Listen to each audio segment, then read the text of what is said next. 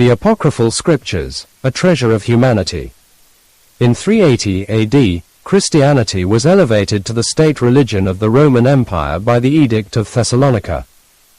Suddenly, the faith was no longer just a spiritual experience, but also a political force. In 382 AD, Jerome was commissioned to translate the Bible. Do you notice something? That was after Christianity became the state religion. Who now decided which texts and what were included and which were not? In the Councils of Hippo, 393 AD, and Carthage, 397 AD, the biblical canon was finally established, by the powerful of the time. What did not fit into the picture? What had to give way to establish a particular theology? The apocryphal writings could be seen as a supplement to the canonical texts, to provide a more comprehensive view of Jesus, spirituality and divine truth. Those who read with an open heart can find in him a valuable treasure for their own spiritual development. They open up new avenues of understanding by emphasizing that the spiritual journey requires inner insight and cannot be based solely on external dogmas. These writings offer a broader perspective on the teachings of Jesus and deepen our understanding of spirituality, self-knowledge and divine truth. They contain many elements that were only hinted at or left out in the canonical Gospels and can help to paint a more complete picture of the spiritual path. The truth of the apocryphal writings, a spiritual reflection. Truth is not an external, but an internal experience. Only that which is felt to be true in the deepest part of our hearts can endure for the individual. On this basis, it is worthwhile to consider the apocryphal Gospels not only historically, but above all spiritually. The truth is the sign, and the pure heart will recognize it. This is a fundamentally important insight. In spiritual matters, only that which is sensed and experienced as such in one's best inner being can be regarded as truth by the individual. Real proof lies within, not without. Apocryphal Gospels and their spiritual significance.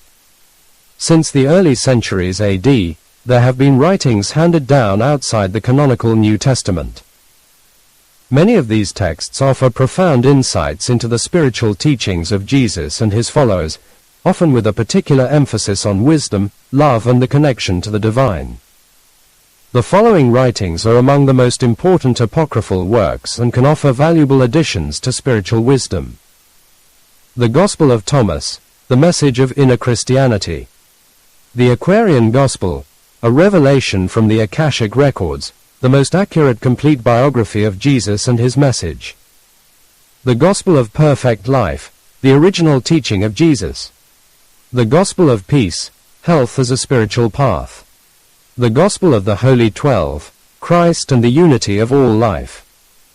The Gospel of Truth, the return to the Father. The Gospel of Mary Magdalene, what did she know about Jesus that the others didn't, having been his close companion? Pistis Sophia describes the soul's spiritual journey. Deviations of the apocryphal writings from the Bible and church doctrine. It is not about presenting the church or the Bible in a negative light, but rather about recognizing the positive and consciously perceiving the potential for development. Where something is missing or has not been properly communicated, everyone can search for a deeper truth for themselves and, if possible, also incorporate it into church structures. Personally, I go both ways. The individual's search for truth and participation and engagement in suitable faith communities. The biggest part fits for me, the rest I accept. Even in families, much is sick and broken. But does that mean we should get rid of families?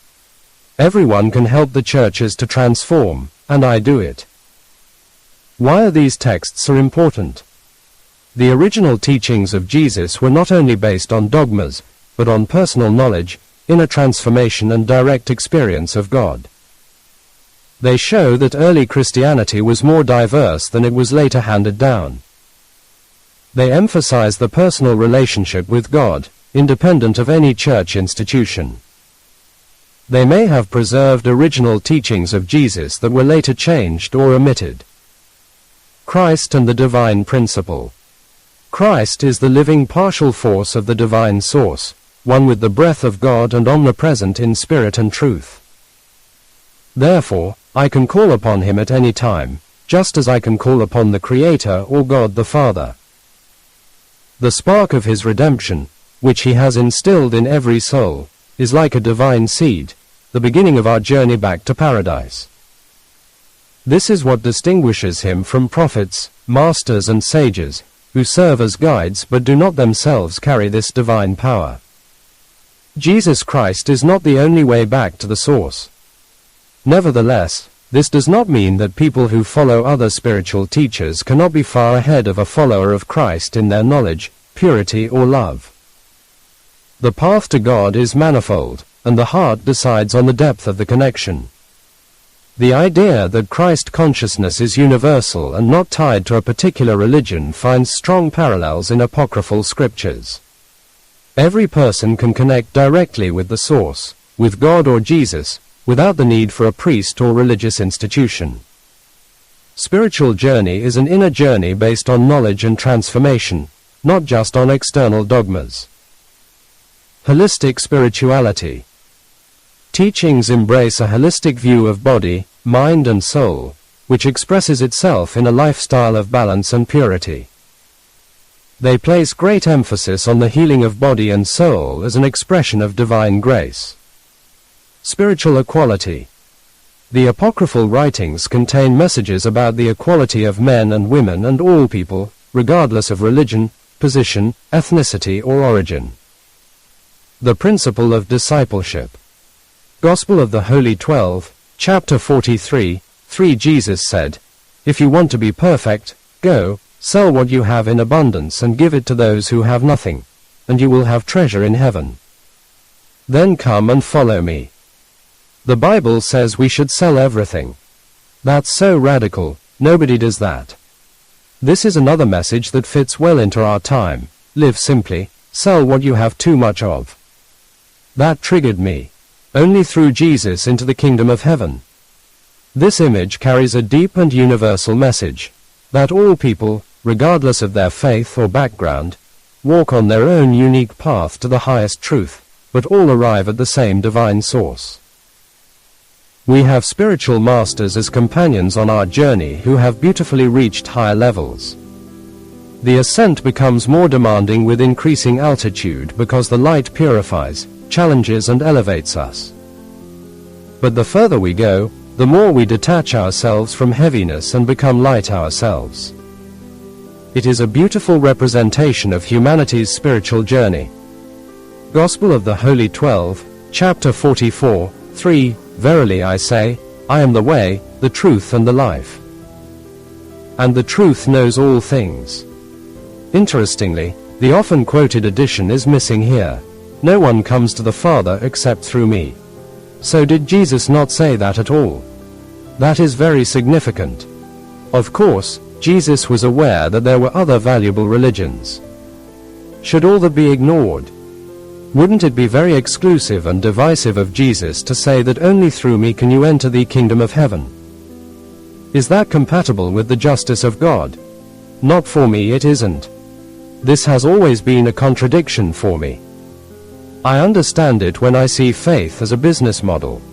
Then, of course, I have to say that only my way is the only right one. Jesus lived the will of God. We just have to be aware of this, then we will recognize the pure teaching. The question, how would Jesus act? Always leads to the right result. That is my experience. Therefore, this sentence, "Verily, I am the way, the truth and the life," can be completely valid.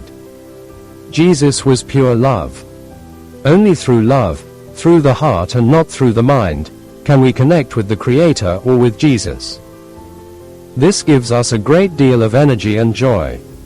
Seen in this light, it can be said that only through pure love and the heart, which is symbolized by Jesus, is the door opened into other dimensions of being.